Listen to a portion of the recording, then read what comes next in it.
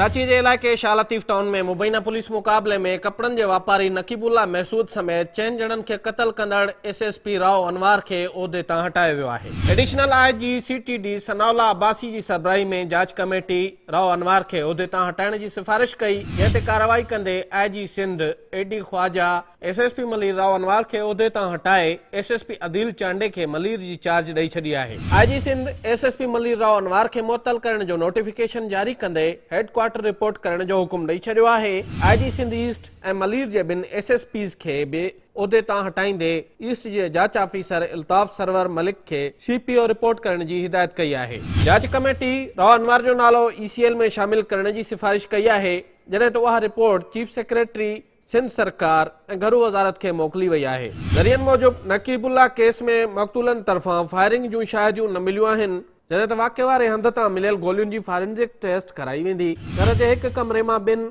ऐं ॿिए मां पिणु 2 मुबैना दहशतगर्दनि जा लाश हथ कया विया। घर मां खाधे जूं शयूं मिलियूं पर चुल्हो न मिली सघियो, जंहिंमां शक पए थो त सामान बाद में आणे रखियो वियो आहे। आईजी सिंध एडी ख्वाजा जो चवणु आहे त नकीबुल्ला जो पुलिस मुक़ाबलो शकी आहे। ही इहो नकीबुल्ला नाहे जंहिं ख़िलाफ़ सचल थाणे ते 2014 में केस दाख़िल थियल आहे। भरपूर कोशिश कई पई वञे त वाक़े जी शफ़ाफ़ जांच कराई वञे। होॾां राव अनवार जो चवणु आहे त हू जांच कमेटी जी शुरूआती रिपोर्ट खे रद्द करे थो। अहिड़ी कमेटी खे क़बूल नथो करे जंहिंमें संदसि मुखालफ़नि खे शामिल कयो वियो आहे। हुन चयो त केतिरनि ई कलाकनि ताईं संदसि पुलिस पार्टीअ खे ज़बरदस्ती कैद रखियो वियो ऐं संदसि ख़िलाफ़ बयान ॾियण ते भड़कायो वियो। संदसि चवणो त हू त मुक़ाबले जो इतलाह मिलण बैदि वाक़े वारे हंधि पहुतो ऐं तेसि ताईं 4 दहशतगर्द मारिजी चुका हुआ। नकीबुल्ला महसूद जे वारसनि जो चवणु आहे त खेसि घरां गिरफ़्तार करे मुक़ाबले में क़त्ल कयो वियो।